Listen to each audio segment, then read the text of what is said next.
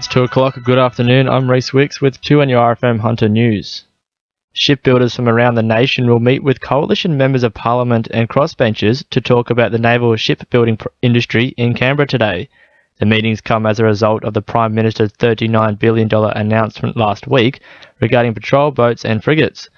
Australian Manufacturing Workers Union Assistant National Secretary Glenn Thompson says workers who have been made redundant will be there to explain the situation directly. We are going to be pushing government to give some certainty to shipbuilders right across the country on what their announcement actually means.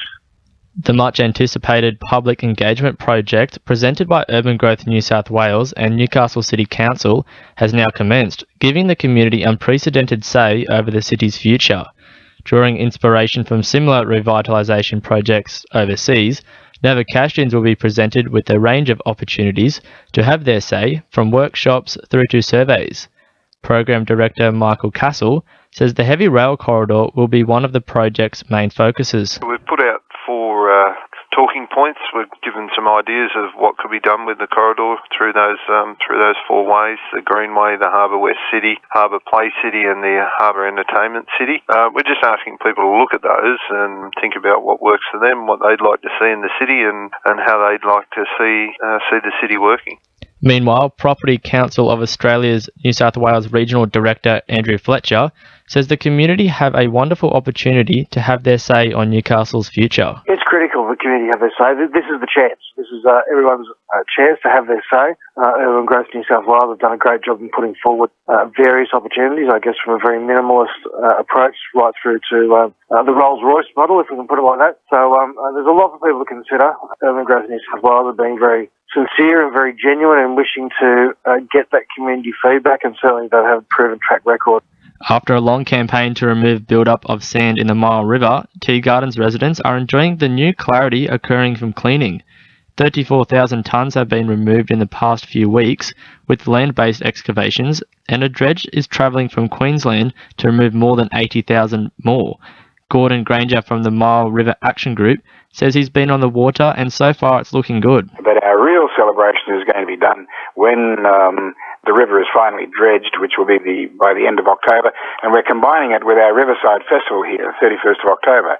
And we have the promise of the use of a ferry, and we will take visitors and residents and everyone who comes here on that day on a trip down to have a look at the entrance. Lake Macquarie councillors voted to overrule a staff recommendation for a proposal to demolish an existing weatherboard home in West Wallsend and construct a brick building. The staff suggested that the proposal for the new building be refused because it is inconsistent with the character of the West Wallsend conservation area. Councillor Brian Adamthwaite says conservation policies need to be assessed. I think the whole of the area would appreciate us to look at the strategic approach to heritage in the area, and as I said, preserving what's important and what we have. But in the case of looking at basically a vacant lot, if a building needs to be demolished, how the new building can fit in best with contemporary living and the style of the community. A University of Newcastle professor investigating breast cancer for more than 40 years has been honoured for his contributions to the field. Professor John Forbes has received the New South Wales Premier's Outstanding Cancer Researcher of the Year award, also earning a $50,000 grant to aid future studies. The professor is currently the Director of Research at the Australia and New Zealand Breast Cancer Trials Group, based in Newcastle, and also is Director of Surgical Oncology at the Calvary Mater Hospital.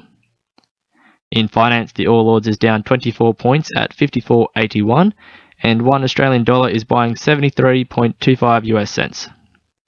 Sport for our sponsor, Warners Bay Sports Club, Fishing Expo, September 13. The Newcastle Jets have been working hard ahead of tonight's FFA Cup Round of 32 showdown against Perth Glory. The squad are hoping for a win, with coach Scott Miller urging players to take the game as seriously as they would any A-League match. Miller says he's been keeping the team on their toes. The last couple of days have been interesting for me because we've set out a starting 11, but I've made it clear that not all positions are actually finalised, and depending on your training levels and your intensity and your mentality, it's up to you to actually focus my mind and actually make sure you're in that team. Former Dragons coach Nathan Brown seems the favourite for the Newcastle Knights' vacant coaching position. Brown has been absent from the NRL for the past 7 years, but is said to be interviewing for the role today. And students from the Hunters 11 Catholic secondary schools will compete in the annual athletics championships today at Hunter Sports Centre. 2 on your FM news time is 2:05.